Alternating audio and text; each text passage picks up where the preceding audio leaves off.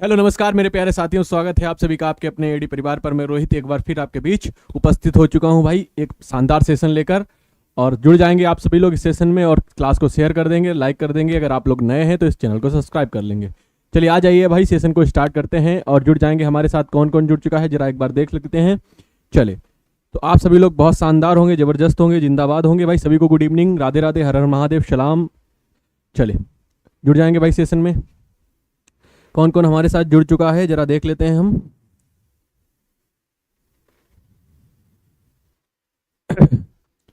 चलिए, राजीव जी जुड़ चुके हैं, Ritu Kumari hello, good evening, good evening. Priyanka Pandey ji good evening, Priya Yadav ji good evening. सभी को भाई गुड इवनिंग, स्वागत है सभी का भाई, सभी का स्वागत है। चलिए, Anshu Rawat good evening, Anamika good evening, Abu Talib good evening, Urmila Rai good evening, Akram Alam good evening. मैं विजय कुमार, गणेश, गौरव, तरुण, शिखा, मुस्तकीम, राजीव, सभी का भाई स्वागत है। रानी कुमारी, स्वाति कुमारी, सभी का स्वागत है भाई। जुड़ जाएंगे सेशन में और फिर हम लोग सेशन को बढ़ाते हैं आगे।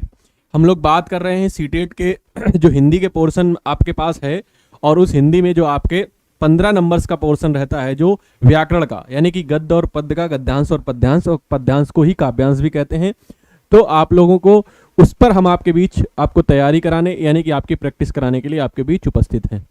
सभी लोग जुड़ जाएंगे भाई, सेशन को शेयर भी कर देंगे। बिल्कुल, रिहा यादव जी स्वागत है भाई सभी का, गुंजन यादव स्वागत है, अनीशा स्वागत है, सीमा नाज, ज्योति देवी, कविता, नाजमीन शेख, सभी का स्वागत है भाई। चलो जुड़ जाओगे सभी लोग सेशन में, जल्दी से आएंगे, जुड़ेंगे, फिर हम लोग सेशन को बढ़ाते हैं आगे। कल हमने पहली क्लास करी थी गद्यांश और पद्यांश की, यानी कि सीटेट की, प्राइमरी और अपर प्राइमरी दोनों के लिए, ठीक है ना। दोनों के लिए हमने एक क्लास करी थी और उन क्लासेस को हमने बहुत अच्छी तरीके से समझा था, तरीका समझा था, उसको बेहतर तरीके से पढ़ा था, और पढ़कर हमने गद्यांश और पद्यांश के प्रश्नों के उत्तर करे थे। बिल्कुल, सभी लोग लाइक और शेयर करेंगे भाई सेशन को, एक बार शेयर कर दीजिए, ज़्यादा से ज़्यादा लोग जुड़ जाएंगे। रिहा, आप कहाँ से हैं? ये एडी एकेडमी से हूँ मैं बिल्कुल, और ये आपकी एडी एकेडमी कानपुर में चलती है, और ये कानपुर से आप हमें देख पा रहे हैं। चलिए, तो एडी एकेडमी में भाई आप सभी का स्वागत है। सेशन को बढ़ाते हैं आगे, सभी लोग जुड़ जाएंगे। पवन जी स्वागत है भाई, गुंजन, परी, सजनी, ज्योति देवी। तो आज हमारी जो एप्लीकेशन पर क्लास होनी थी वो नहीं हुई है आपकी क्लास, किसी कारणवश, क्यों मैं थोड़ा बाहर था तो क्लास आपकी नहीं ले पाया, समय पर नहीं आ पाया। आपका 4 बजे का समय था क्लास का, तो मैं समय पर नहीं पहुंच पाया, तो उसी कारणवश आपकी एप्लीकेशन पे क्लास नहीं हो। जितने लोग एप्लीकेशन वाले हैं उनको मैं बता दूं कि आज आपकी क्लास इसी कारणवश नहीं हो पाई है एप्लीकेशन पर। बाकी आपकी कल एप्लीकेशन पर क्लास होगी, और हम लोग संधि पढ़ रहे हैं तो संधि पर कल चर्चा करेंगे। देखिए, सबसे पहले मैं आपको एक चीज़ बताना चाहूँगा भाई, सभी लोग देख लेंगे, ये आपका हिंदी स्पेशल का बैच चल रहा है एप्लीकेशन पर। ये हिंदी स्पेशल का बैच एप्लीकेशन पर चल रहा है। इसमें अगर आप जुड़ना चाहते हैं तो जुड़ जाएंगे। इसकी फीस मात्र 199 रुपये है, और ये फीस उन लोगों तक के लिए है जैसे ही आपका, जैसे कि अब बहुत कम फीस इसलिए रखी गई है कि सभी लोग इस बैच में जुड़ें और अपनी हिंदी को मजबूत करें, क्योंकि हिंदी कहीं ना कहीं आपके एग्जाम में, किसी भी एग्जाम में, ये आपके जितने भी एग्जाम यहाँ पर लिखे हुए हैं, इनके अतिरिक्त जहाँ पर भी हिंदी आती है वहाँ पर एक अहम रोल अदा करती है, और छोटी छोटी गलतियाँ हमें पीछे कर देती हैं, है ना। सभी लोग भाई जुड़ जाएंगे सेशन में। चलिए, बाबू नाम भी सही से नहीं लिखते हो भाई आप लोग। गणेश कुमार जी, रचना त्यागी जी स्वागत है भाई, संगम सुमन, सभी का स्वागत है भाई। चलो आइए, तो सेशन को बढ़ाते हैं आगे। हम लोग बात करते हैं अपने सेशन पर। ये एप्लीकेशन है, इस एप्लीकेशन को आपको डाउनलोड करना है प्ले स्टोर से, और वहां पर आपको सारी क्लासेस मिल जाएंगी। ओम प्रकाश पटेल जी भाई स्वागत है। चलो आ जाओ, सेशन में जुड़ते हैं भाई, सेशन को बढ़ाते हैं आगे। ये रहा आज का आपका पहला, यानी कि गद्य। तो हम लोग सीक्वेंस वाइज सारी चीज़ों को कर रहे हैं। पहले करते हैं गद्यांश, गद्य करते हैं, उसके बाद हम लोग करते हैं पद्यांश, यानी कि ये अपने 15 नंबर की तैयारी जो आपके सीटेट में आने वाले हैं उनको भी हम लोग करते हैं। चलिए, स्वागत है भाई कौशिक, सभी का स्वागत है। तो ये आपका है पैराग्राफ, और इस पैराग्राफ को पढ़ेंगे पहले हम लोग, उसके बाद इसके प्रश्नों को करेंगे। इसको पढ़ेंगे और उसके बाद इसके प्रश्नों को करेंगे। आ जाइए, तो यहां पर लिख लेंगे ये जो पंक्तियां हैं, जो ये पंक्तियां कही गई हैं, ये किसने कही हैं? ये डार्विन ने कही हैं। तो डार्विन ने कहा था, यहां पर आप लिख लेंगे भाई, समझ लेंगे कि पंक्तियां पूछी भी जाती हैं किसके द्वारा कही गई थी। तो ये डार्विन के द्वारा कही गई हैं पंक्तियां। अब हम लोग कहानी को बढ़ाते हैं आगे और पढ़ते हैं, ठीक है जी। प्रणाम भाई, प्रणाम, सभी को प्रणाम। चलो, क्या कहता है? डार्विन ने कहा था, डार्विन का कहना था कि जीवन एक लगातार संघर्ष है। क्या है? जीवन एक लगातार संघर्ष है, ठीक।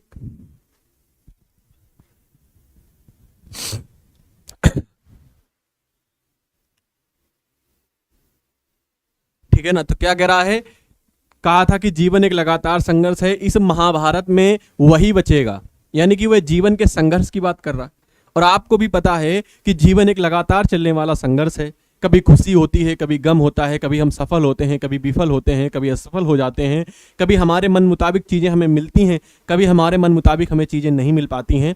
तो ये उतार चढ़ाव भरी जिंदगी को क्या कहते हैं? संघर्ष भरी जिंदगी, है ना। तो क्या कहा है? डार्विन ने भी इस बात को माना है और कहा है कि डार्विन ने कहा था कि जीवन एक लगातार संघर्ष है, इस महाभारत में वही बचेगा जो बुद्धि और शरीर से सबसे अधिक सबल और सक्षम होगा। यानी कि उन्होंने कहा ये जो महाभारत चल रहा है, इस महाभारत में वही सिर्फ अपने आप को साबित कर पाएगा, या वही बचेगा जो बुद्धि से और शरीर से अधिक क्या है? सबल, जिसके अंदर बहुत बल है, बुद्धि और शरीर का, मस्तिष्क बल।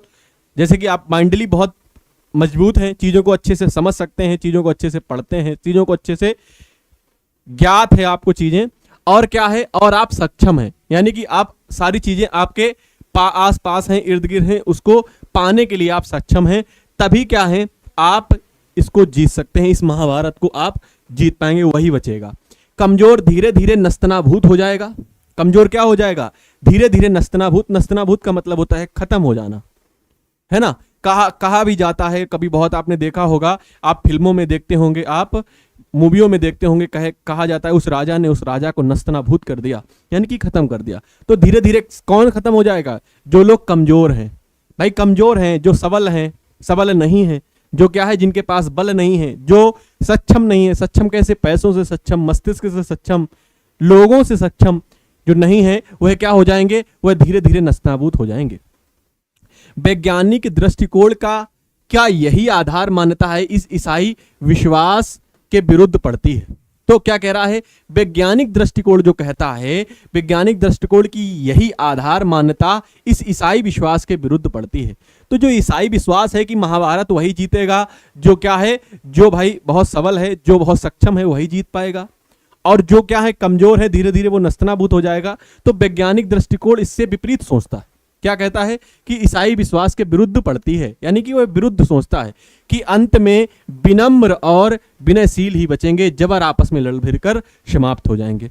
तो जो वैज्ञानिक दृष्टिकोण है, जो क्या है? वैज्ञानिक दृष्टिकोण है, वो यह समझता है कि जो सबल हैं और जो क्या है? बहुत शक्तिशाली हैं, वह आपस में मिलजुल कर लड़ जाएंगे और खत्म हो जाएंगे। बचेगा कौन? बचेगा वह जो बहुत विनम्र है। कौन है भाई? विनम्र है, यानी कि जो किसी दूसरे से मतलब नहीं है, उसको सिर्फ अपने से मतलब है। विनम्र है, बहुत सबकी बातें मानता है, सुनता है, और विनयशील है, जिसके अंदर विनय है, जिसके अंदर भाव है, प्रेम भाव है, जिसके अंदर वही बचेंगे और जबर आपस में लड़ भिड़ कर समाप्त हो जाएंगे। मार्क्स ने भी जीवन को अमीर गरीब के बीच संघर्ष के रूप में देखा है। तो मार्क्स जो थे, उन्होंने भी क्या थे? उन्होंने भी चीजों को बताया कि उन्होंने भी जो जीवन था उनको मतलब इस तरीके से समझा कि वह अमीर है और एक गरीब है, उनके बीच क्या एक पूरा जीवन चलता है कि अमीर किस तरीके से जी रहा है, गरीब सोचता है हम भी कुछ चीजें उस तरीके से करें, और अमीर अपने आप को गरीब से ऊपर हमेशा रखना चाहता है। तो इन्हीं दोनों के बीच में क्या चल रहा है? यही चीजें चल रही हैं, अमीर गरीब के बीच संघर्ष के रूप में देखा। तो मार्क्स ने भी ये सारी चीजें देखी हैं। चलिए, तो आगे क्या कर रहा है? वैज्ञानिक प्रगति की धारणा मूलतः यह मानकर चलती है, जो वैज्ञानिक प्रगति होती है ना, जो साइंस कहती है, या जो वैज्ञानिक प्रगति होती है, वह क्या कहती है? देखो यहां पर लिखा है कि वैज्ञानिक प्रगति की धारणा मूलतः यह मानकर चलती है कि संपूर्ण पृथ्वी आदमी के हाथों में सौंप दिया गया है, एक ऐसा अकूत खजाना का हिस्सा है। क्या कह रहा है? कि संपूर्ण पृथ्वी आदमी के हाथों में सौंप दिया गया एक ऐसा अकूत खजाने का हिस्सा है। यानी कि वैज्ञानिक लोग भी मानते हैं कि जो पृथ्वी जहां पर हम लोग रह रहे हैं, जहां पर हमारा पालन पोषण हो रहा है, जिस जगह हम लोग सरवाइव कर रहे हैं, जहां हम लोग हैं, वह क्या है, वह क्या है, वह एक अकूत खजाने का हिस्सा है।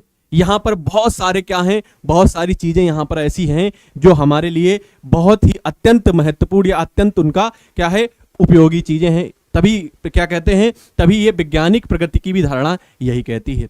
उसका एक छत्र मालिक नहीं, यह विवेक एक दूसरे की तरह अनुभूति देता है। यानी कि यह भी उन्होंने कहा कि जो ये पूरा अकूत खजाना है, मनुष्य अगर सोचे कि ये सिर्फ मेरा ही है, तो वह एक छत्र किसी का नहीं है। वह क्या है, उसके अंदर विवेक होना चाहिए। ये एक दूसरे की तरह की अनुभूति देता है, यानी कि हम एक दूसरे से मिलकर चीजों को करें, यही अनुभूति हमें मिलती है। तो बताइए, ये पैराग्राफ आपको समझ में आया? आगे भी पंक्तियां हैं क्या? बिल्कुल आगे भी पंक्तियां हैं, आइए इनको भी पढ़ लेते हैं। क्या कह रहा है, केवल भारतीय बल्कि संपूर्ण पूर्वी विचारधारा में यह बोध व्यास दिखता है कि प्रकृति केवल भक्षक नहीं रक्षक भी है। यानी कि वह कह रहा है जो प्रकृति है हमारी, जो हमारी क्या है प्रकृति है, वह क्या है, रक्षक नहीं है, वह भक्षक है ना। प्रकृति क्या है, रक्षक नहीं है, भक्षक है। तो वह हमारा पूरा हमें दिखता है। प्रकृति हमारे लिए क्या करती है, बहुत सारी हमारी हमको पालती है, हमारे लिए बहुत सारी चीज़ें प्रोवाइड कराती है, हमें बहुत अच्छे अच्छे इन्वायरमेंट में ले जाती है। मतलब हम बहुत सारी जीवन जीने की यहाँ से हमें बहुत सारी सुविधाएं प्रदान होती हैं। तो रक्षक है, भक्षक नहीं है, ये बात भी हमें याद रखनी चाहिए। हमें उसके विरुद्ध नहीं, उसके साथ चलना चाहिए। यानी कि प्रकृति के विरुद्ध हो जाते हैं, जो प्राकृतिक चीज़ें हैं उनको नष्ट करने लगते हैं, उनको क्या करने लगते हैं, नष्ट करने लगते हैं, उनको खत्म करने का प्रयास करते हैं। तो इस पंक्तियों में कहा भी गया इस पैराग्राफ में कि हमें उसके विरुद्ध नहीं, उसके साथ चलना है। वह पोषक है, वह पोषक है। पोषक क्या होता है, वह हमें पाल रही है, प्रकृति ही तो हमें पालती है ना। तो वह पोषक है, मनुष्य से कहीं ज्यादा निरीह और कोमल प्राणियों की ही पालक है। तो मनुष्य से ज्यादा, जो बहुत ज्यादा नाजुक हैं, जो बहुत ज्यादा कोमल हैं, उनको भी प्रकृति पालती है। आपने देखा भी होगा ऐसे ऐसे भी जीव हैं जो बहुत ज्यादा कोमल और निरीह होते हैं, उनको भी पालती है। दम्भ है कि मनुष्य ही सर्वश्रेष्ठ प्राणी है। तो मनुष्य के अंदर यह दम्भ है। क्या है ये उसके अंदर एक तरीके का मतलब वो अपने आप में खोया हुआ है कि वही एक सर्वश्रेष्ठ प्राणी है, बाकी इस दुनिया में सर्वश्रेष्ठ उससे ज्यादा कोई नहीं है। भाई सेशन को शेयर करिएगा, सेशन को शेयर करिएगा, ज्यादा लोगों को जोड़िएगा। राधे राधे भाई। बीवा कुमारी जी स्वागत है आपका। सोनी राजपूत राधे राधे। एमडी जी स्वागत है भाई। Pushpraj good evening. चलो, तो आत्मघाती है। तो मनुष्य क्या है, अपने आप को सर्वश्रेष्ठ प्राणी समझता है और आत्मघाती भी सोचता है अपने आप को। पिछले 2 महायुद्धों में, जो 2 महायुद्ध हुए, महायुद्ध कौन, वर्ल्ड वार हुए, जो उनकी बात कर रहा है। पिछले 2 महायुद्धों में जो नस्तनाबूत हुए, वे मनुष्य ही का मिथ्या दम्भ ही सर्वश्रेष्ठ होने का यह उन्माद आगे बढ़ता जाए तो किस सीमा तक पहुंच सकता है। यानी कि इन पंक्तियों से हमें समझना है, वह कह रहा है कि अगले जो 2 महायुद्ध हुए ना, उनमें जो प्राणी खत्म हुए, उनमें जो प्राणी समाप्त हुए, जो उन महायुद्धों में प्राणी क्या हुए, नस्तनाभूत हुए, वो क्या थे, वो भी अपने आप को सर्वश्रेष्ठ समझते थे। वो भी अपने आप को सर्वश्रेष्ठ समझते थे। यानी कि हमारे अंदर ये जो गलत फहमी है, हमारे अंदर ये गलत फहमी है कि हम ही सर्वश्रेष्ठ हैं, हम ही सब कुछ हैं, ये आपको बहुत ज़्यादा दिक्कत देने वाला। लिखा भी है, ये मिथ्या दम्भ सर्वश्रेष्ठ होने का उन्माद आगे बढ़ता जाएगा तो किस सीमा तक पहुंच सकता है, इसकी कल्पना आपने करी नहीं है। ठीक, बताओ। तो यहां तक पैराग्राफ था आपका।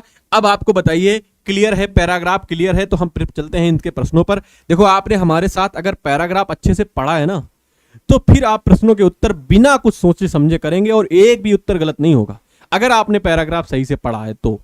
ठीक, अगर आपने पैराग्राफ सही से समझा है तो। चलो बताओ जल्दी से। विभा कुमारी जी भाई धन्यवाद आपका, बहुत अच्छा पढ़ाते हैं सर आप। ज्योति यादव गुड इवनिंग। रिया यादव यस सर। चलो सभी लोग कमेंट करो भाई, समझ में आया? सभी लोग कमेंट करिएगा। क्लियर है? क्लियर है भाई? गुड इवनिंग सभी को भाई।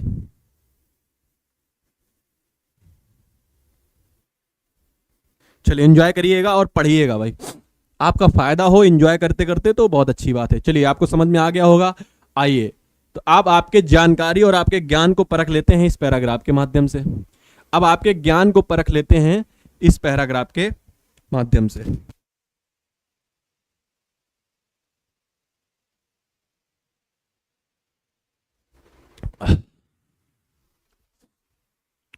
चलिए आंसर करिएगा भाई। पहला प्रश्न क्या कह रहा है कि नस्तनाभूत ये शब्द आपको प्रयोग हुआ था, ये शब्द पैराग्राफ में प्रयोग हुआ था, किस भाषा का है। अब ये आपको जानकारी होनी चाहिए, ये पैराग्राफ में नहीं दिया गया था, ये पैराग्राफ में नहीं दिया गया था। सर जी आप कहां से हैं, देख लीजिए भाई, ये मेरा नाम है, ये मैं यहां से क्लास ले रहा हूं एडी एकेडमी। चलिए अब किसी को कोई डाउट नहीं है ना, चलो आंसर क्या हुआ, सी बता रहे हैं फारसी। देखो नस्तनाभूत आप देखेंगे तो उर्दू भाषा का शब्द लगता है ना, हमारे साथ बहुत से भाई जुड़े हैं तो वो बताएंगे कि उन्होंने उर्दू अगर पढ़ी होगी तो उनमें उन्होंने देखा होगा नस्तनाभूत क्या है, उर्दू भाषा, और यहाँ पर फारसी भाषा लिखा है तो फारसी भाषा है उसको कहते हैं। अंग्रेजी का है, बिल्कुल नहीं सर, हिंदी का नहीं है, संस्कृत का तो नहीं है, बिल्कुल नहीं है। अब हिंदी के जो शब्द होते हैं उनको क्या कहते हैं, उनको तद्भव कहते हैं, संस्कृत के तत्सम होते हैं। ये कौन से होते हैं, ये विदेशी भाषा के शब्द हो जाएंगे, ये दोनों है ना, ये विदेशी हो जाएंगे, या आगत कहेंगे, आगत ध्वनियां, बाहर की भाषाओं से लिए गए ध्वनियां।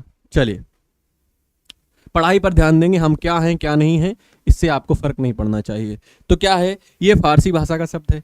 जैसे कि आपने देखा होगा नस्तनाभूत हो गया, अफसोस हो गया, आवारा हो गया, ये ऐसे शब्द हैं जो क्या है, जो फारसी भाषा से लिए गए शब्द हैं। तो पहले का आंसर सभी ने ठीक बताया है। चलिए आइए,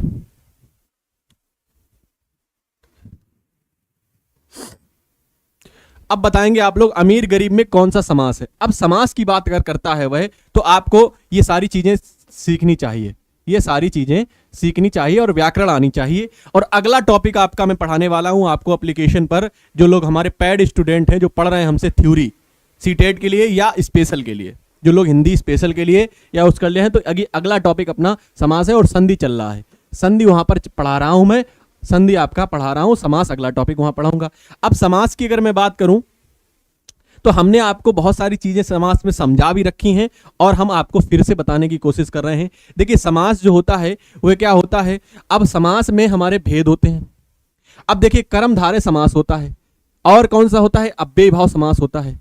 तो एक होता है हमारा अव्ययी भाव समास, अव्ययी भाव, एक होता है द्विगु समास, एक होता है द्वंद्व समास, ठीक, एक होता है तत्पुरुष समास,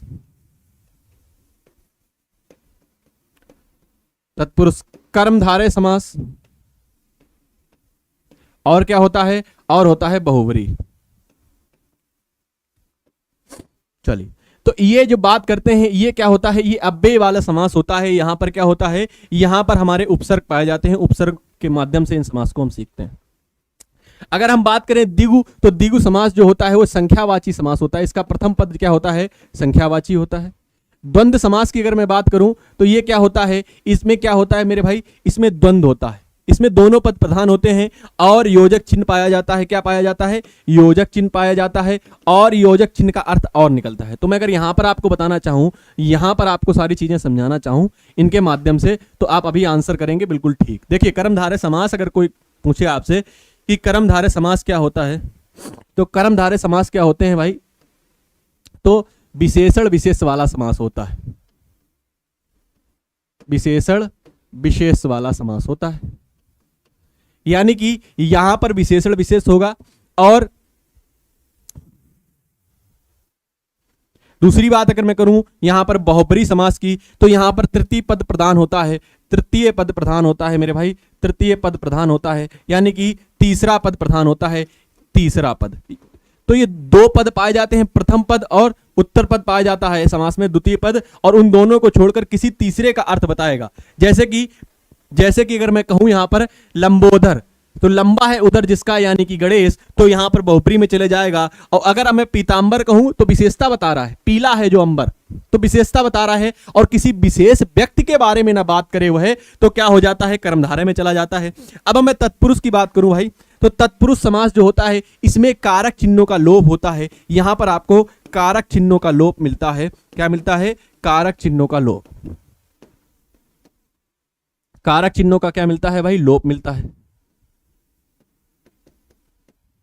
अब इसको मैं पढ़ाऊंगा आपको विस्तृत रूप में, थ्योरी क्लास जब लूंगा आपकी एप्लीकेशन पर, तो वहां पर मैं पढ़ाऊंगा तो कारक चिन्हों का लोप होता है। कारक कितने होते हैं भाई? कारक होता है कर्ता ने, कर्म को, करण से, के द्वारा, अपादान के लिए, संप्रदान, ये सारे कारक आपको मैं यहां पर पढ़ाने वाला हूं जब मैं समास पढ़ाऊंगा। दूसरी बात, मैं जब द्वंद्व की करता हूं तो द्वंद्व में क्या होता है, ये दोनों पद प्रधान होते हैं।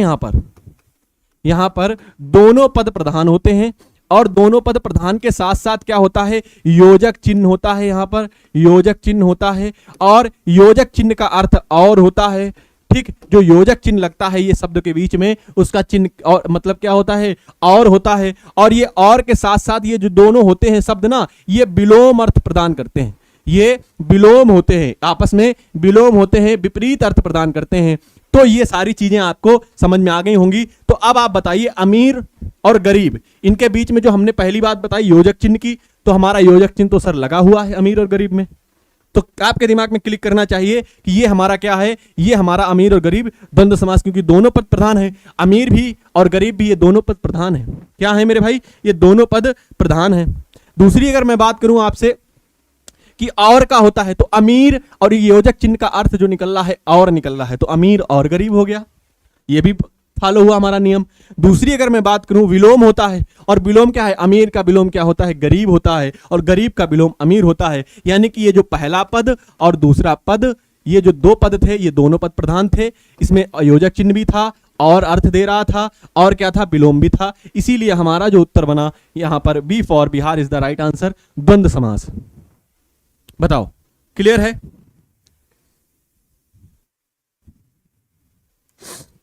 क्लास आपका 7 बजे स्टार्ट होता है भाई, क्लास आपका 7 बजे स्टार्ट होता है।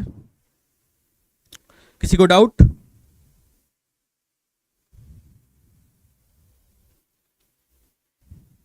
देखो, यहां पर मैं सिर्फ आपको प्रैक्टिस करा रहा हूं, यहां पर मैं सिर्फ आपको YouTube पर प्रैक्टिस कराऊंगा, और प्रैक्टिस के साथ साथ जो चीजें आएंगी उनको मैं डिस्कस करूंगा। बाकी आपका मैंने आपको बताया भी था भाई, मैंने आपको बताया भी था आप सभी को अभी थोड़ी देर पहले। ये आपका बैच चल रहा है, ये आपका बैच चल रहा है। अगर आप सिर्फ हिंदी पढ़ना चाहते हैं, अगर आप सिर्फ हिंदी पढ़ना चाहते हैं तो आपका ये बैच है। बाकी आपका सीटेट का अगर आप लेना चाहते हैं तो 399 रुपए का है। वहां पर जो सीटेट में टॉपिक आते हैं वो सिर्फ पढ़ाऊंगा, और यहां पर मैं क्या है 199 रुपए में यहां पर सारे टॉपिक, ऑल टॉपिक मैं आपको पढ़ाने वाला हूं जिस आपको हिंदी आती है, और सभी एग्जामों के लिए। तो अगर आप चाहते हैं तो आप भाई बैच में जुड़ सकते हैं, आप इस नंबर पर कॉल करके।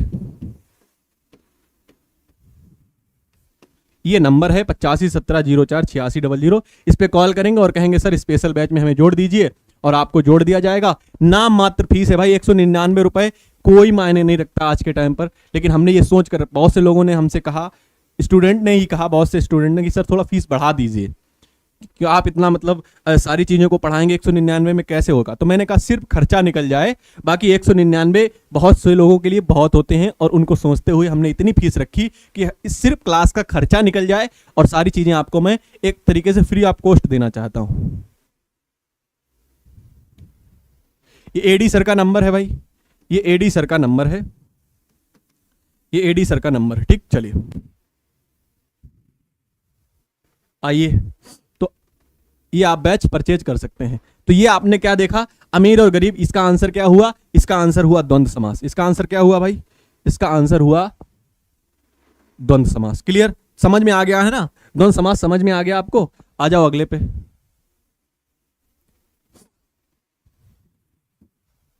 अकूत खजाना वाक्यांश में अकूत शब्द है। अकूत शब्द क्या है, संज्ञा है, सर्वनाम है, विशेषण है, या क्रिया है। अब आपको भाई, मेरे भाई, अब आपको ये सारी चीजें पता होनी चाहिए ना? बिल्कुल नहीं भाई, मेरा नंबर नहीं है, मेरा नंबर नहीं है भाई। चलिए, गुड इवनिंग चिल्ड्रंस पार्टी, आ जाओ बच्चों। चलो, तो संज्ञा के बारे में आपको जानकारी होनी चाहिए, सर्वनाम के बारे में जानकारी होनी चाहिए, विशेषण के बारे में जानकारी होनी चाहिए, और क्रिया के बारे में भी थोड़ी बहुत जानकारी होनी चाहिए। तो आपको यहां पर बहुत डीप नॉलेज नहीं लेता व्याकरण में, वहां पर आपको बहुत छोटी छोटी चीजें पूछ लेता है। जैसे कि यहां पर आपसे अकूत खजाना दिया, अब अकूत खजाना में अकूत शब्द क्या है इसके बारे में वो आपसे पूछ रहा है।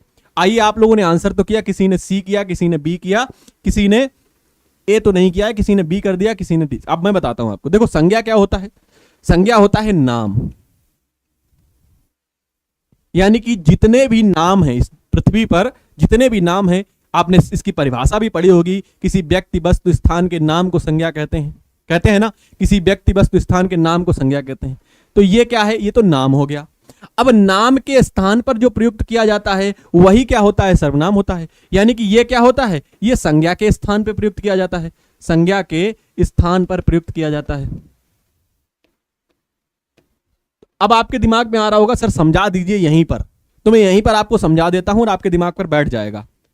देखो ये छोटी छोटी चीजें हैं, इनको समझ लीजिए। अगर आप यहां पर देख रहे हैं चीजें आप मतलब नहीं ले सकते हैं, नहीं बैचेस में जुड़ सकते हैं, तो यहां पर भी मैं पूरी कोशिश करता हूं कि आपको समझा दूं प्रश्नों के माध्यम से। देखो नाम संज्ञा क्या कहते हैं, नाम। जैसे कि अब मैं बात करूं, मैंने यहां पर रीतू का नाम ले लिया, मैंने किसका नाम लिया, रीतू का नाम ले लिया, ठीक। मैंने रीतू का नाम लिया, मैंने पुष्पराज का नाम ले लिया, मैंने रीतू का नाम लिया, पुष्पराज का नाम लिया। जैसे मैंने कहा पुष्पराज या रीतू, हमने कहा ये रीतू बहुत अच्छी स्टूडेंट है, रीतू एक अध्यापक बनना चाहती है, रीतू सीटेट में 130 प्लस नंबर लाएगी, रीतू प्रतिदिन क्लास करती है। तो मैंने बार बार रीतू का नाम लिया, बार बार रीतू का नाम लिया, तो ये रीतू क्या हो गई या पुष्पराज क्या हो गए भाई, पुष्पराज क्या हो गए, ये क्या हो गए, ये संज्ञा हो गए। ये क्या हो, किसी व्यक्ति वस्तु स्थान के नाम को संज्ञा कहते हैं, तो ये तो संज्ञा हो गई। लेकिन हमने पुष्पराज का नाम बार बार लिया, हमने पुष्पराज एक बहुत अच्छा विद्यार्थी है, पुष्पराज प्रतिदिन क्लास करते हैं, पुष्पराज के हिंदी में बहुत अच्छे नंबर आते हैं, पुष्पराज सारी चीजों को बहुत अच्छी तरीके से समझते हैं, पुष्पराज सीटेट में बहुत अच्छे नंबर लाएंगे, पुष्पराज भावी अध्यापक बनेंगे। तो हम पुष्पराज को बार बार कह रहे हैं, तो ये तो संज्ञा का प्रयोग कर रहे हैं। लेकिन हमने एक बार पुष्पराज कहा, हमने कहा पुष्पराज बहुत अच्छे विद्यार्थी हैं, वह प्रतिदिन क्लास में आते हैं, वह एक होनहार विद्यार्थी हैं, वह सीटेट में बहुत अच्छे नंबर लाएंगे, वह क्या होगा। इन सारी चीजों को मैंने एक बार नाम लिया, उसके बाद हमने सर्वनाम शब्दों का प्रयोग किया एक बार नाम लेकर, तो वही हमारा क्या हुआ, वही हमारा सर्वनाम हुआ। यानी कि संज्ञा के स्थान पर जब हम बार बार प्रयुक्त करते हैं तो उन्हीं को सर्वनाम कहते हैं। अब देखो विशेषण क्या होता है, तो विशेषण जो है वह क्या है, इन दोनों की विशेषता बताता है। यानी कि अब हमने रीतू की विशेषता बताई, हमने रिहा की विशेषता बताई, हमने रूपा मलिक की विशेषता बताई, हमने अनामिका की बताई, हमने पुष्पराज की बताई, तो इन लोगों की हमने बताई विशेषताएं कि ये बहुत अच्छे विद्यार्थी हैं, पढ़ने में बहुत अच्छे हैं। तो ये क्या हो गया, यहां पर आप कह सकते हैं संज्ञा और सर्वनाम की विशेषता बताता है, जो वह क्या होता है, वही विशेषण होता है। तो संज्ञा सर्वनाम की क्या बताए, विशेषता बताए, वह विशेषण होता है। क्लियर। तो संज्ञा सर्वनाम की विशेषता बताता है, वह विशेषण होता है। अगर मैं बात करूं क्रिया की, तो क्रिया क्या होती है, क्रिया भाई किसी कार्य को करना ही क्रिया कहलाता है। आप पढ़ रहे हैं, ये क्रिया कर रहे हैं, तो क्रिया तो आपको पता चल गई। अब आप बताइए कि अकूत खजाना में आपको अकूत शब्द जो दिया गया है वह खजाना की विशेषता बता रहा है ना, बता रहा कि नहीं, बताओ। खजाना जो है, खजाना की विशेषता कौन बता रहा है, अकूत बता रहा है। यानी कि बहुत अधिक खजाना है वहां पर, क्या है, बहुत अधिक खजाना है। तो खजाने की विशेषता बता रहा है, और जो विशेषता बताता है वही तो विशेषण होता है ना। तो आज के बाद आप मतलब कभी पूछा जाए कि विशेषता किसी की बताई जा रही है और उसमें पूछा जाए क्या है, तो आप तुरंत कहेंगे सर उसमें विशेषण है। आप क्या कहेंगे, सर उसमें क्या है, विशेषण है। अकूत का मतलब होता है बेहिसाब, ये शब्द तो आपने सुना होगा, बेहिसाब। तो मतलब जिसमें का कोई हिसाब नहीं, इतना खजाना है, इसकी विशेषता ही तो है खजाने की। तो खजाना की जो विशेषता बताता है वही विशेषण होता है, जो किसी भी वस्तु की विशेषता बताता है। संज्ञा और सर्वनाम की विशेषता बताने वाले शब्दों को क्या कहते हैं, विशेषण कहते हैं। क्लियर, सभी को क्लियर है भाई बताओ, जल्दी से बताओ। यस सर क्लियर हो गया है। सेशन को शेयर नहीं कर रहे हो आप लोग, इसमें कंजूसी करते हो। चलो अब निरही का पर्यायवाची आपसे पूछा गया है। पर्यायवाची होता है समानार्थी भी कह सकते हैं, और इसको पर्यायवाची। तो निरही का पर्यायवाची आपसे पूछा गया है। अगर आपको अपने कॉन्सेप्ट और अच्छे करने हैं और अच्छी तरीके से सारी चीज़ों को सीखना है और बेहतर बनाना है अपने आप को हिंदी में, तो आप हमारे साथ जुड़ सकते हैं मात्र 199 रुपए में। एडी लाइव एप्लीकेशन पर जाइए, आप अच्छे से समझ सकते हैं चीज़ों को। वहां पर मैंने वर्डमाला कराई है ना, और यहां पर मैं प्रैक्टिस कराऊंगा वर्डमाला की यूट्यूब पर। तो जितने लोगों ने वर्डमाला करी है, एक भी प्रश्न वर्डमाला का आपसे छूटेगा नहीं, ये मेरा वादा है। संधि करा रहा हूं, उपसर्ग प्रत्यय करा दिया। उपसर्ग प्रत्यय का कोई भी प्रश्न आपका बनता है कहीं पर भी किसी एग्जाम में, वो उस क्लास से होगा। संधि करा रहा हूं, संधि इतनी बेहतर तरीके से समझा रहा हूं, जिन लोगों ने संधि कभी पढ़ी नहीं होगी, जिन लोगों ने संधि कभी समझी नहीं है, आप इस क्लास में वो लोग पढ़ रहे हैं। गुंजन है और बहुत से लोग हैं, वो लोग अभी कमेंट करेंगे आपको कि संधि आप उनको कैसे समझ में आई है, कितनी समझ में आई है, तुरंत आपको वो कमेंट करके बताएंगे। तो बताओ निरीह का क्या होता है, निरीह का पर्याय क्या होता है बताओ। आप लोग डी बता रहे हैं।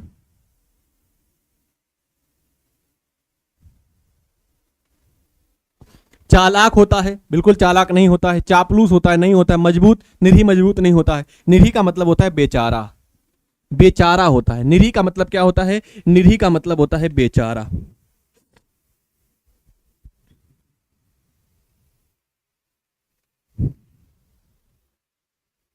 ठीक, डी होगा। और बेचारे को भी सीधा साधा कह सकते हैं ना, तो ये सीधा साधे भी जितने लोग हैं वो सब निरीह हैं। तो हमारे सभी स्टूडेंट क्या हैं, निरीह हैं, सीधा साधा। चलिए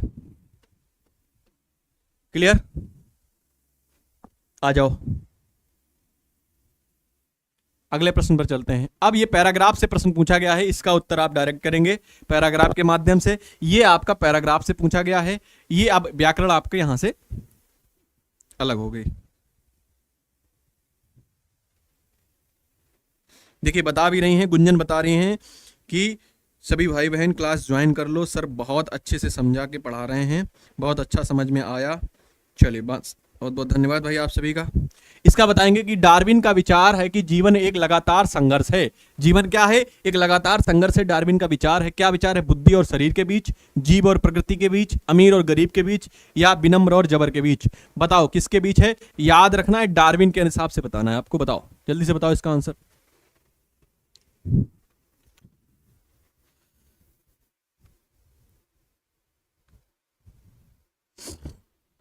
बताओ किसके बीच में है।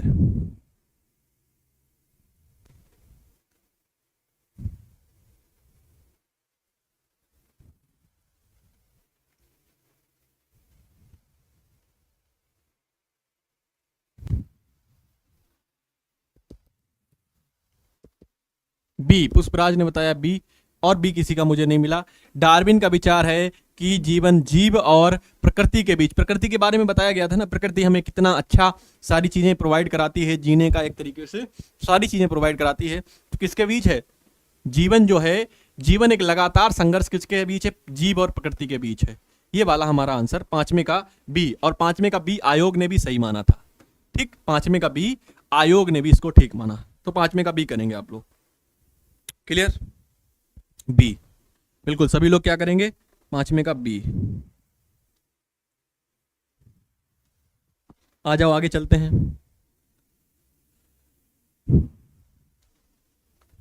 अब ये बताओ, आपको ईसाई मत भी आपने पढ़ा था वहां पर क्या पढ़ा था आपने, ईसाई मत भी पढ़ा था और डार्विन का विचार भी पढ़ा था। डार्विन का विचार तो पहली पंक्ति से आपने पढ़ना स्टार्ट किया था, और ईसाई मत भी आपने पढ़ा था। गुड इवनिंग भाई कुसुम जी, स्वागत है आपका। बताओ तो डार्विन का विचार ईसाई मत के क्या है, विरुद्ध है, पक्ष में है, ना पक्ष में है, ना विरुद्ध है, या समतुल्य है। बताओ क्या होगा इसका आंसर, क्या होगा इसका आंसर, क्या होगा।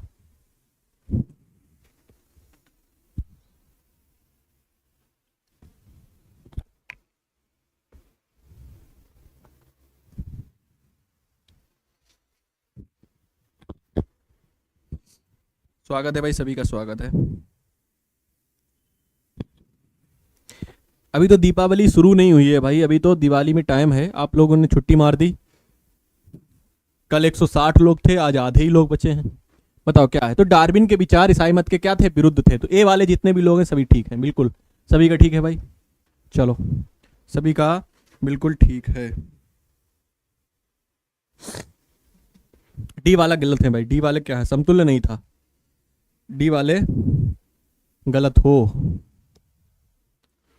आओ अगले पर चलते हैं। बताइए वैज्ञानिक प्रकृति प्रकृति की धारणा में प्रकृति मनुष्य के लिए क्या है।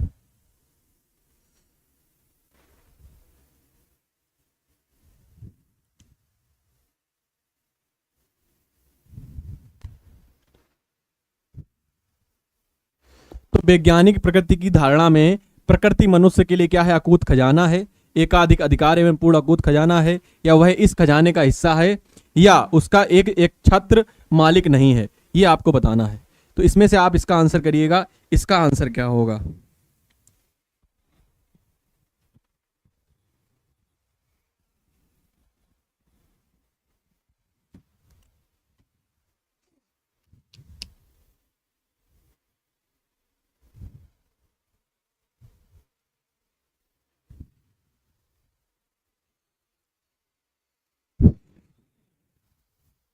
बताओ क्या होगा भाई।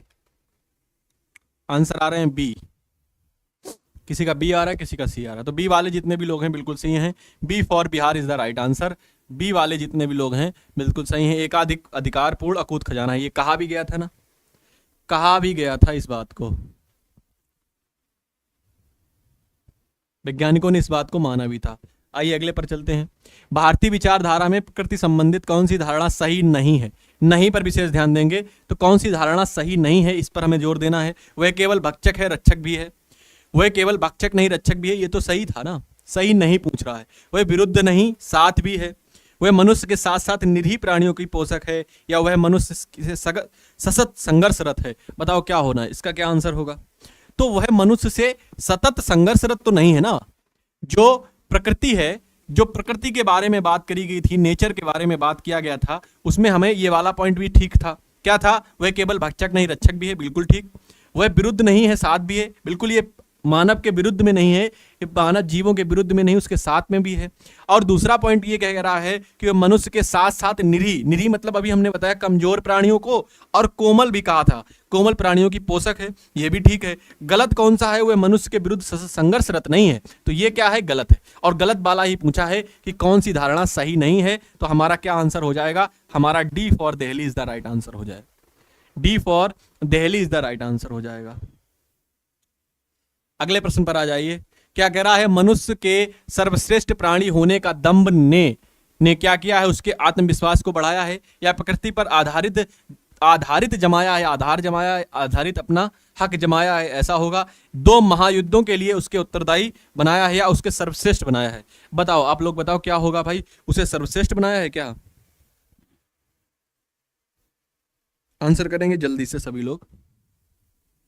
डी बता रहे हैं आप लोग आंसर, आप लोग आंसर डी बता रहे हैं।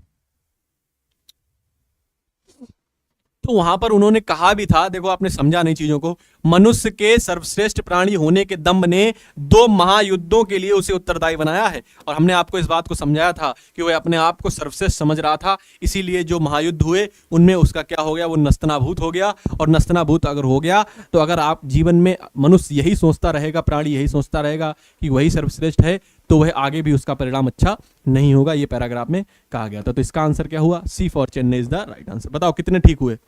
9 में से कितने ठीक हुए? जल्दी से बताओ, 9 में से कितने प्रश्नों के उत्तर आपने ठीक किए? जल्दी से कमेंट करेंगे। उसके बाद हम लोग चलेंगे आगे काव्यांश पर, यानी कि पद्य पर। और ये रहा अपना पद्य। जल्दी से आप पहले कमेंट करेंगे कि 9 में से कितने उत्तर आपने ठीक किए, फिर हम इसको शुरू करते हैं। नेट स्लो है, आपका नेट स्लो है भाई, हमारा तो बहुत तेज चल रहा है, और हमारी क्लास भी सही चल रही है, हम भी देख रहे हैं। आप सर ये आप कहाँ से पढ़ा रहे हैं? सर ये हम क्लास से पढ़ा रहे हैं, स्टूडियो से पढ़ा रहे हैं। बताइए। आर के गुप्ता जी, सभी के भाई 6 हैं, किसी के 9 हैं, किसी के 7 हैं। 9 में से 9 गुंजन के हैं। गुंजन हमारे साथ जुड़ी हुई हैं एप्लीकेशन पर, है ना गुंजन? आप एप्लीकेशन की छात्रा हैं, बताइए। ज्योति देवी के 8 हैं, बहुत शानदार। रितु 7 आए हैं, परी के 7 हैं, गुंजन के 9 में से 9 हैं, स्मृति के 6 हैं, 7 आए हैं रानी के, मुस्तकीम के 7 आए हैं, गौरव के 7 आए हैं। चलिए कोई बात नहीं, अब इसमें जो बचे हुए हैं आपके 6 क्वेश्चन, इनको सही करने का प्रयास करिएगा। रिया यादव के 8 हैं, चलो। प्रियंका पांडे 8, अर्चना 6। कितना प्रश्न है ओम प्रकाश पटेल जी? 15 प्रश्न है, जिसमें से हम 9 कर चुके हैं, बाकी बचे हुए काव्यांश के प्रश्नों को करेंगे। ठीक ठीक भाई, चलो आ जाओ, आ जाओ। काव्यांश को समझते हैं। काव्यांश को ही कहते हैं पद्यांश, या इसको पद्य कहते हैं, या इसको काव्य कहते हैं। ये सारे आपको लिखे हुए मिलेंगे, आप बिल्कुल भी घबराएंगे नहीं, क्योंकि हम आपको पढ़ाकर भेज रहे हैं जी। गुंजन हमारी भाई एप्लीकेशन की छात्रा हैं। चलिए आ जाइए, देखते हैं क्या कह रहा है कि निम्नलिखित काव्यांश को पढ़कर पूछे गए प्रश्नों को सबसे सही उपयुक्त उत्तर वाले विकल्प को चुनिएगा। ये आपके पेपर में लिखा होगा, और हम लोग तो उपयुक्त उत्तर चुनते ही हैं। चलिए क्या कह रहा है? इतना डर है बिखरा हुआ कि मन में आता है कि तुम्हें बीच के अंतर मन में अपने भीतर ही पालूं। यानी कि एक माँ एक अपने उस बीज से कह रही है, एक अपने बच्चे से कह रही है, उसका पूरा माँ और बच्चे के बीच की जो वार्ता है जी जय भीम भाई, बुद्धाय नमः, नमो बुद्धाय भाई, नमो बुद्धाय। चलिए आइए, स्वागत है। लेट आते हैं आप लोग भाई, सेशन में जल्दी जुड़ा करिए, सेशन में जल्दी जुड़ा करिए। ऐसे लेट आओगे तो काम नहीं चलेगा। आपके 9 प्रश्न तो छूट गए, 9 प्रश्न तो आपके छूट गए। इतना डर है बिखरा हुआ कि मन में आता है कि तुम्हें बीच के अंतर मन में अपने भीतर ही पालूं, जब तक कि तुम पूर्ण पेड़ ना हो जाओ, है ना, पूर्ण पेड़ ना हो जाओ। तो एक माँ अपने बच्चे के लिए उसकी जो अनुभूति है, जो उसके विचार हैं, जो उसकी ममता है, उसका ममत्व है, वह उसको व्यक्त कर रही है। आगे क्या कह रहा है, पेड़ ना हो जाओ, हवा के थपेड़े, जो हवा के थपेड़े हैं, पृथ्वी पर मजबूती से छिपे अंकुर सा, तब तक फिर से लगता है, तब तक पर फिर लगता है कि क्या तुम झेल सकोगी धूप के ताए, बिजली के गर्जन तर्जन, क्या जमा सकोगी अपने पांव पृथ्वी पर मजबूती से। डर डर कर भी बिटिया इतना तो जान चुकी हूं, अपने दम पर ही तुझे बीज की तरह उगना पड़ेगा, अपने बूते ही। पंक्तियां पढ़ ली आपने, मैं इसको समझा दे रहा हूं। पंक्तियां आपने पढ़ ली, इसको मैं समझा दे रहा हूं। देखो, एक माँ, एक अंकुरित बीज जो है, बीज क्या है, उसकी पुत्री है। तो इतना अच्छा यहां पर पूरा भाव दिया गया है, उस भाव को समझने का प्रयास करिएगा। एक माँ अपनी पुत्री से कहती है कि मेरा मन तो ऐसा करता है कि जब तक तुम पूरा पेड़ ना बन जाओ, तब तक मैं तुम्हें अपने अंदर छिपा कर रखूं,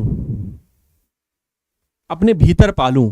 लेकिन फिर मुझे लगता है कि जब मैं तुम्हें बाहर निकालूंगी तो क्या तुम हवाओं को झेल पाओगी, तो हवा के थपेड़े झेल पाओगी, क्या तुम हवा के थपेड़े झेल पाओगी, क्या तुम धूप की ताए की बिजली सह पाओगी, यानी कि जो धूप आप लगेगी तो क्या तुम उस धूप को सह पाओगी।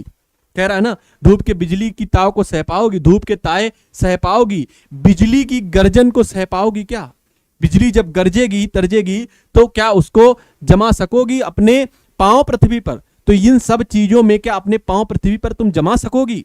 एक माँ अपनी पुत्री के लिए विचार रखती है, तो कहती है कि मुझे तो ऐसा लगता है कि मैं तुम्हें अपने अंदर ही क्या करूं, अंतर मन में ही पाल लूं तुमको, और तुम्हें बाहर ही ना निकालूं, बीज ही बना रहने दूं, और तुम्हें एकदम बड़ा करके पेड़ बनाकर बाहर निकालूं। लेकिन फिर क्या तुम जी पाओगी इतने, मतलब इतनी, ये इसमें सीख भी मिलने वाली बात है कि बहुत से लोग यहाँ पर आप सीख सकते हैं कि बहुत से लोग अपने यहाँ लड़कियों को, बहुत सी जगह का कल्चर ये होता है कि वहाँ की लड़कियां बाहर नहीं जाने देते हैं, उनको पढ़ाई के लिए मना कर दिया जाता है, बहुत जल्दी उनका विवाह कर दिया जाता है, ठीक, उनके ऊपर बहुत ज्यादा प्रतिबंध लगाया जाता है। तो जब वो बाहर निकलती हैं तो बड़ा सहमी सहमी सी रहती हैं, बड़ा उनको दिक्कत होती है चीज़ों को समझने में, अपनी बात को कहने में समाज में। तो मेरा मानना ये है, और ये होना भी चाहिए, कि प्रत्येक लड़की को, उसके घर वालों को, उसके गार्जियन को एक तरीके से स्वतंत्र रखना चाहिए। जिस तरीके से वह अपने लड़के को, अपने पुत्र को रखते हैं, उसी तरीके से पुत्री को भी रखना चाहिए, उसी तरीके से लड़कियों और को भी रखना चाहिए, जिससे वो अपने आगे आने वाले जीवन को बहुत बेहतर तरीके से जी सकें। भाई इतना ज़्यादा टेक्नोलॉजी बढ़ रही है, इतनी ज़्यादा चीज़ें आपके जीवन में बढ़ रही हैं, बहुत सारी चीज़ें जिनको आपको समझना घर पे रहकर आप नहीं समझ सकते हैं, ठीक है। तो यहाँ पर वही बात कही गई है, क्या तुम धूप सह सकोगी, क्या बिजली की गर्जन तर्जन को सह सकोगी, क्या तुम झेल सकोगी ये सारी चीज़ें, क्या तुम हवा के थपेड़ों को झेल सकोगी। जब तुम बाहर निकलोगी तो तुम्हें क्या करना है, तुम्हें तो निकलना ही पड़ेगा। और आगे अगली पंक्ति में कहती है कि डर डर कर भी बिटिया इतना तो जान चुकी हूं, कि वह माँ कहती है कि मैं डर डर कर, ये सारी डर ही तो उसके अंदर भरा हुआ है, तो ये डर डर कर मैं सारी चीजें जान चुकी हूं कि क्या करना है तुमको, कि बिटिया अपने दम पर ही तुझे बीज की तरह उगना पड़ेगा, और अपने दम पर ही उठना है, अपने दम पर ही अपने आप को साबित करना पड़ेगा, अपने दम पर ही सारी चीजें आपको करनी पड़ेंगी। इसलिए तुमको क्या करना है, इसीलिए हमें भाई अपने बूते पर ही तुम्हें पलना है, अपने बूते पर ही बड़ा बनना है। बताओ, समझ में आया, समझ में आया। मिशन प्राइमरी टीचर भाई लीजिए, मैंने आपका नाम ले लिया। चले, थैंक यू भाई, मोटिवेशन मिलता है। 8 बजे रानी नहीं कर सकता हूं मैं क्लास का टाइम, क्योंकि 8 बजे एडी सर का टाइम स्टार्ट हो जाता है। सभी का भाई धन्यवाद। चलो, समझ में आया, बताइए पहले आप लोग, समझ में आया। आपका नाम ले लिया भाई। 7 बजे सही है ना, 7 बजे से ही क्लास रहेगा, 7 से 8 क्लास की टाइमिंग 7 से 8 है, ठीक। क्लास की टाइमिंग 7 से 8 है। और सीटेट का अगर आप बैच लेना चाहते हैं तो 399 रुपए में दिवाली ऑफर चल रहा है, ले सकते हैं, ठीक। और अगर आप हिंदी स्पेशल पढ़ना चाहते हैं हमारे साथ जुड़कर, बेहतरीन तरीके से 2-3 महीने आपका जो कोर्स चलेगा और उसके बाद आपकी वैलिडिटी 6 महीने की रहेगी, बहुत शानदार तरीके से पढ़ सकते हैं। आइए, अब हमने समझ लिया है पूरी चीज़ों को, अब हम क्या करते हैं, प्रश्नों के उत्तर कर लेते हैं।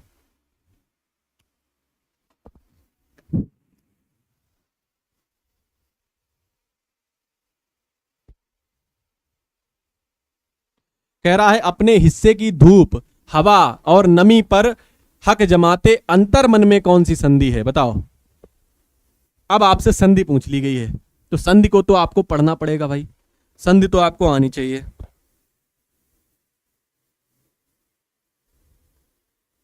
चलिए कोई बात नहीं।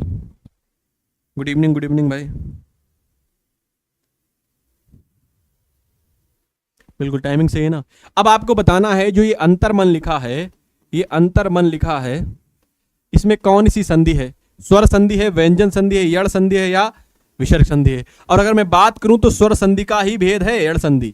अगर मैं बात करूं यहां पर तो स्वर संधि के 5 भेद होते हैं। वैसे संधि की अगर मैं बात करूं, अगर मैं संधि की बात करूं आपसे, तो संधि के 3 भेद होते हैं। कौन कौन से होते हैं मेरे भाई, संधि के 3 भेद होते हैं। नंबर 1 होता है स्वर संधि, नंबर 2 होता है व्यंजन संधि। तो जिन लोगों ने संधि नहीं पढ़ी है, मैं एप्लीकेशन पर संधि पढ़ा रहा हूं, जो लोग पढ़ चुके हैं वो तुरंत बता देंगे अभी, ठीक है। और तीसरा होता है विसर्ग संधि। अगर मैं बात करूं स्वर संधि के तो 5 भेद होते हैं, और इन 5 भेद में कौन कौन से होते हैं भाई, एक होता है दीर्घ संधि, एक होता है गुण संधि, एक होता है वृद्धि संधि, एक होता है यड़ संधि, एक होता है अयादि संधि। ये हमारी 5 संधियां ये होती हैं। हम यहां पर आपको स्वर संधि के बारे में एप्लीकेशन पर पढ़ा चुके हैं, बहुत विस्तृत, सारे भेदों को बहुत विस्तृत पढ़ चुके हैं। हमारा व्यंजन संधि भी पढ़ चुके हैं हम, इसको भी हम फिनिश करने वाले हैं और विसर्ग संधि पर आने वाले हैं। अब आप बताएंगे जो अंतर्मन है इसमें क्या स्वर संधि है? सर स्वर संधि नहीं है, बताइए। तो अंतर्मन की अगर मैं बात करूं आपसे, अंतर्मन की, तो अंतर्मन में क्या स्वर संधि है?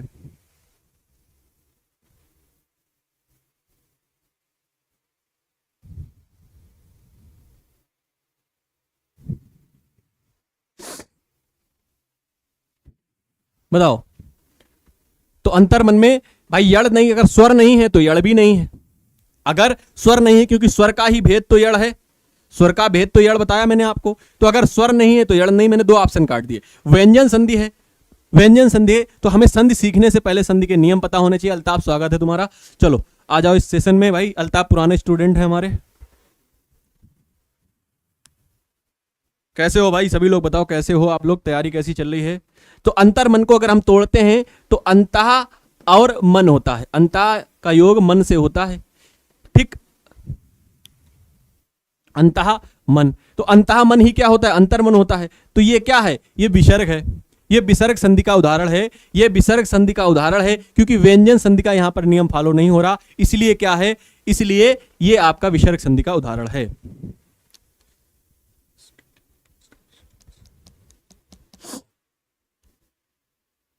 क्लियर हुआ? बताओ भाई, क्लियर हुआ ना? चलिए, तो ये किसका उदाहरण है? विसर्ग का है। बाकी हम लोग क्या करते हैं, संधि को विस्तृत रूप में पढ़ रहे हैं, तो वहां पर सारी चीजें मैं बिल्कुल क्लियर आपको करा दे रहा हूं।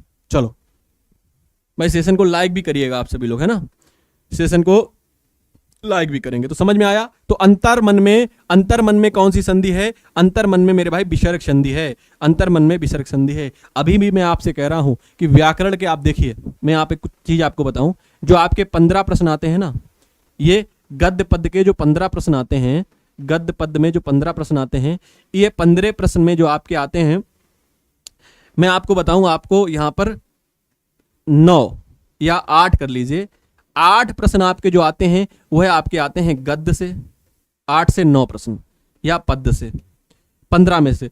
और जो बचे हुए आपके 6 से 7 प्रश्न जो है ना आपके, वह व्याकरण के सीधे सीधे प्रश्न आते हैं, व्याकरण के। देखिए उससे पहले भी आपने व्याकरण का किया था, समास किया था, ठीक, वहां पर आपने पर्यायवाची किया था, यहां पर आप संधि कर रहे हैं, तो आप देखेंगे कि व्याकरण भी पूछी जाती है आपसे। और ये 7 से 8 प्रश्न बहुत इंपॉर्टेंट होते हैं। जब आप लटके होते हैं 89 पर, आपको चाहिए होते हैं 90, आप लटके होते हैं 81 पर, चाहिए होते हैं 82, तब जाकर आपको लगता है कि अगर हमने ये व्याकरण हिंदी पूरी सही कर ली होती तो हमारा उद्धार हो जाता और हम लोग पास हो जाते और हम लोग पेपर में बैठते, टीचर बन जाते, है ना। तो भाई यहाँ पर टीचर बनने की बात हो रही है, तो यहां पर रिस्क नहीं लेनी है ना, यहां पर रिस्क नहीं लेनी है, यहां पर आपको ये सारी चीजें समझनी है। तो व्याकरण का भी भाई रोल है बहुत ज्यादा।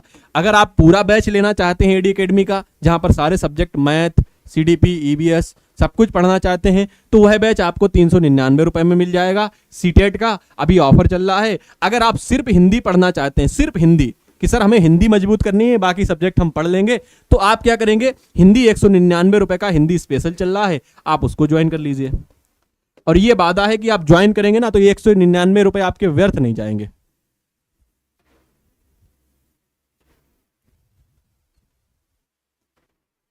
है ना। तो संधि का क्लास आपका वहां पर चल रहा है। आज एप्लीकेशन पर आपकी क्लास नहीं हुई थी और आज आपकी यहां पर क्लास हुई है। ठीक, चलो विसर्ग संधि था इसमें, आ जाओ। तो ये सारे क्वेश्चन भी अगर आपके गलत हो जाएंगे तो आप रह जाएंगे। अब देखो यहां पर फिर समास पूछ लिया गया, यहां पर फिर समास पूछा गया, गर्जन तर्जन में कौन सा समास है। थोड़ी देर पहले समझाया था, थोड़ी देर पहले हमने आपको समझाया था। बिल्कुल हो जाएगा भाई, सभी का पास हो जाएगा। गुड इवनिंग सभी को। तो हमने थोड़ी देर पहले आपको समझाया था ना, बिल्कुल सर, थोड़ी देर पहले आपने समास के बारे में बताया। तो हमने थोड़ी देर पहले समास के बारे में आपको बताया। ठीक, समास के बारे में बताया, और समास में हमने द्वंद्व की परिभाषा भी आपको बताई कि यहां पर दोनों पद प्रधान होते हैं, दोनों पद प्रधान होते हैं। पहला पॉइंट, दोनों पद प्रधान।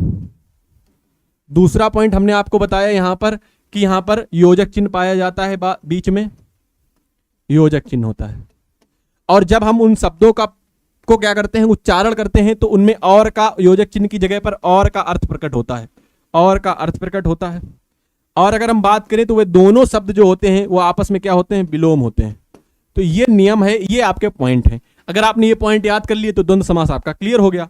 अब देखो ये गर्जन और तर्जन, भाई गर्जन और तर्जन अगर यहां पर योजक चिन्ह नहीं भी लगा है तब भी हमारा और वाला तो फॉलो हो रहा है। अगर गर्जेगा और तर्जन तो ये भाई हमारे क्या है, विलोम भी हो रहे हैं। योजक चिन्ह और विलोम, और दोनों पद प्रधान है, पहला पद और दूसरा पद दोनों पद प्रधान है, तो हमारा क्या हो जाएगा, द्वंद्व समास। तत्पुरुष क्यों नहीं होगा, क्योंकि योजक चिन्ह का लोप होता है। यहां पर तत्पुरुष में योजक चिन्ह का प्रयोग किया जाता है और योजक चिन्ह का लोप होता है। बहुब्री में भाई तीसरा पद प्रधान होता है, तीसरा पद प्रधान होता है, और कर्मधारय में विशेषण विशेष वाला होता है। तो यहां पर ना तो कर्मधारय है, ना ही यहां पर बहुब्री है, ना ही यहां पर तत्पुरुष है, यहां पर क्या है, द्वंद्व समास है। और ये आपका क्लियर हो गया, ये आपका क्लियर हो गया। आ जाओ अगले प्रश्न पर चलते हैं।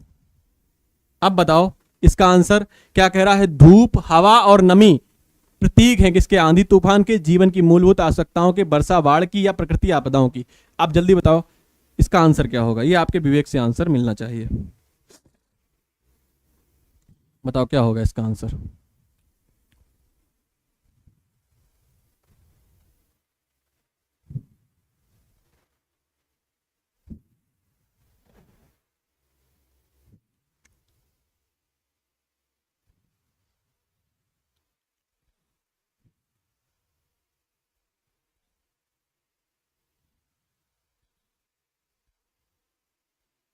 आंसर आ रहा है बी, आंसर आ रहा है सभी का बी।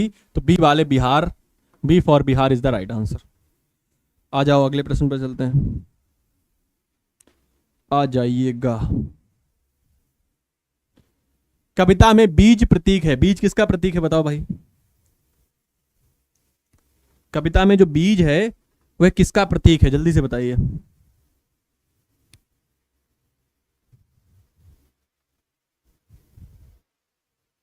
तो कविता में जो बीज है ना, बीज, वह किसका प्रतीक है, इसका आंसर आपको करना है।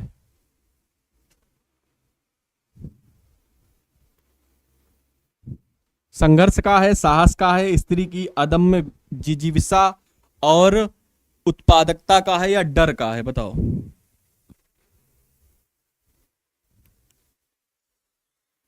सी वाले भाई, सी वाले आ रहे हैं। रीतू ने सी दिया है, नाजीन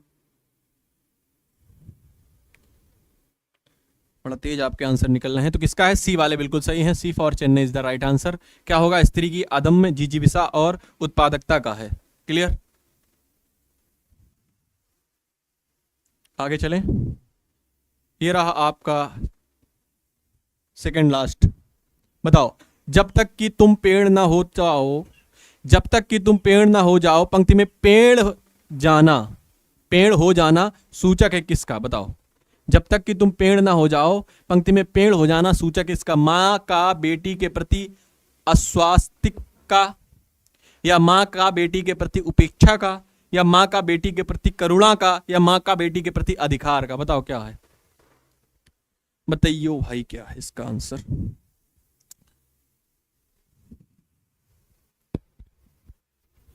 देखो इसका जो मतलब होता है ना, इसका जो मतलब होता है वह होता है सांत्वना, तसल्ली भी इसको कह सकते हैं, है ना। तो जब तक तुम पेड़ ना हो जाओ, पेड़ हो जाने का मतलब होता है माँ का बेटी के प्रति, किसके प्रति, माँ का बेटी के प्रति क्या हो जाना, अस्वस्थ हो जाना है, अस्वस्थिका का, सांत्वना या तसल्ली हो जाना, यही इसका अर्थ था। तो ए वाले जितने भी लोग हैं, A for AD academy, A for AD academy is the right answer. चलो अगले प्रश्न पर आओ। अब अगला प्रश्न क्या कह रहा है, प्रस्तुत कविता समाज का बेटियों के प्रति उपेक्षा की कहानी है, समाज का बेटियों के प्रति स्नेह दर्शाती है, समाज का बेटियों के प्रति तिरस्कार की बात करती है, समाज का बेटियों के प्रति शोषण और उपेक्षा का तिरस्कार करती है। देखो एक दो पॉइंट यहां पर आपको समझने हैं कि पैराग्राफ में भाई ये चीजें भी होती हैं, ये आपको पॉइंट समझने। देखो सबसे पहले अपना आपको क्या करना है, अपना दिल, अपना दिमाग अपने पास रखना है, दिल अपना अपने अलग रख देना है। जो हमारा पैसेज कह रहा है, जो हमारा गद्य और पद्य कह रहा है, हमें उसके अकॉर्डिंग बात करनी है। नहीं तो भाई क्या करेंगे, आप प्रश्न का उत्तर गलत कराएंगे। आप अपना अगर विवेक लगाएंगे, आप अपने हिसाब से अगर उत्तर देने का प्रयास करेंगे, अपने अकॉर्डिंग चीजों को आप हल करने का प्रयास करेंगे, तो कहीं ना कहीं आप गलत कर देंगे। तो पैराग्राफ के अकॉर्डिंग आपको बातें करनी है, अपने अकॉर्डिंग नहीं करनी है ना, पैराग्राफ के अकॉर्डिंग करनी है। तो काफी लोगों का आंसर वी आया है, काफी लोगों का आंसर ए आया है, काफी लोगों का आंसर डी आया है। चलिए भाई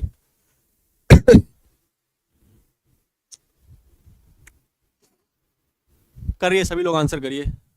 डी वाले आ रहे हैं आप लोग, बी वाले भी पूजा ने देखो वी दिया है। दिल को दिली में रखिए भाई, क्योंकि सीटेट में अगर आप दिल का प्रयोग करेंगे तो यहां पर आपको समाज की बेटियों के प्रति उपेक्षा की कहानी है, ये भी सही लग रहा है ना, तो ये भी आपको सही लगेगा। समाज का बेटियों के प्रति स्नेह को दर्शाती है, ये गलत लग रहा है, क्योंकि भाई यहां पर बेटियों के प्रति स्नेह समाज दर्शाएगी, तो ये आंसर क्यों होगा। समाज बेटियों के प्रति तिरस्कार की बात करती है, ये भी आपको सही लगेगा। अगर आप दिमाग न लगाकर दिल लगाएंगे तो ये आपको ऑप्शन ठीक लग रहे हैं, और अगर आप दिमाग लगाएंगे तो पैराग्राफ जो कहना चाह रहा था वह क्या कह रहा था, समाज का बेटियों के प्रति शोषण, उपेक्षा, तिरस्कार से उपजी है। ठीक, तो हमारा आंसर क्या हुआ, हमारा आंसर बना मेरे भाई डी। हमारा आंसर क्या बना, D for Delhi is the right answer. और ये कैसे बना, ये भाई पैराग्राफ के अकॉर्डिंग बना, जो हमने पैराग्राफ से सार समझा, पैराग्राफ का मतलब समझा, तब जाकर हमारा ये आंसर बना। नहीं तो हम सारे आंसरों को ठीक करेंगे, सारे ऑप्शनों को, तभी पता है, तभी मैं आपको एक बात बताऊं, बहुत से लोग सीटेट देकर आते हैं और कहते हैं सर हमने पेपर बहुत अच्छा कर दिया और हमारे सारे नंबर ठीक हो रहे हैं, सारे प्रश्न ठीक हो रहे हैं, तो हमारे तो नंबर ठीक आ जाएंगे। लेकिन जब आंसर की आती है ना, जब आंसर की आती है तो मिलाते हैं आंसर की को। अब आंसर की से जब प्रश्नों के उत्तर मिलाते हैं ना, तो उनके आ रहे होते हैं 110 और आते हैं कितने, 89।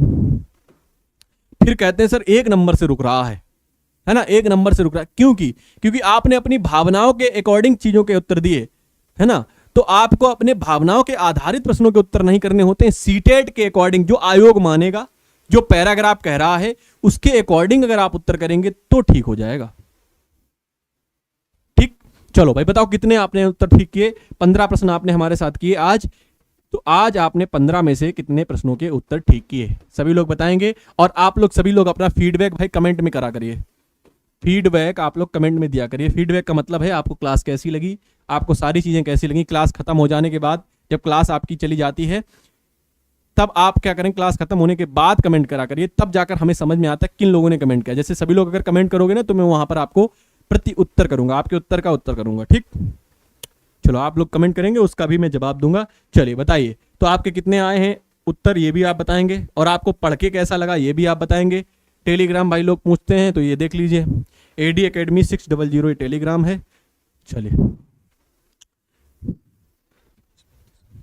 आज से क्लास बहुत ही शानदार था। हाँ देखो, परी कह रही है मेरे साथ यही हुआ इस बार। सबके साथ यही होता है कि जो करके आते हैं वो सही लगता है, और जब आंसर की आती है, रिजल्ट आता है तो गलत हो जाता है। Very nice class, thank you भाई, थैंक यू। आप बहुत अच्छा पढ़ाते हैं, थैंक यू। रितु सर अच्छा पढ़ाते हैं। Very nice class Priyanka, thank you. खूब मस्त है, अच्छा पढ़ाते हैं। चलिए, आप भी खूब मस्त हैं, अच्छा पढ़ते हैं, है ना? आप भी खूब मस्त पढ़ते हैं। हम अच्छा पढ़ाते हैं, उसका मूल कारण और मूलभूत कारण यही है कि आप लोग बहुत अच्छा पढ़ते हैं, बहुत अच्छे पढ़ने वाले हैं। ठीक, शुभम से भी ऊपर। भाई यहाँ पर कमेंट ना करिएगा, कमेंट करिएगा कमेंट बॉक्स में, जब क्लास खत्म हो जाए उसके बाद कमेंट करो। कमेंट कब करोगे? क्लास खत्म होने के बाद।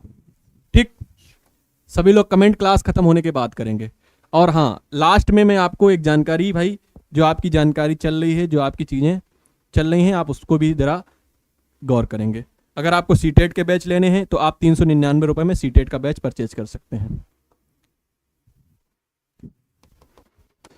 देखो, सीटेट का जो बैच लेना है अगर आपको प्राइमरी जूनियर कोई, तो वो 399। और अगर आपको ये लेना है तो आप इस नंबर पर, हिंदी का बैच लेना है, ठीक। ये कितने का भाई बैच है आपका? ये 199 रुपए का है, मात्र, सिर्फ, ओनली।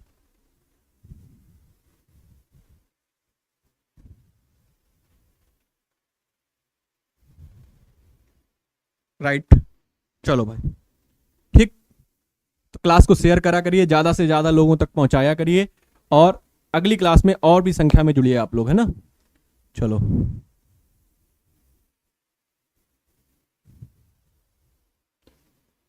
ओके। अब आपकी सीडीपी की क्लास होगी एडी सर के द्वारा, उस क्लास का आनंद लीजिएगा। मिलेंगे आपसे कल, तब तक आप अपना और अपनों का ख्याल रखिएगा। जय हिंद, वंदे मातरम।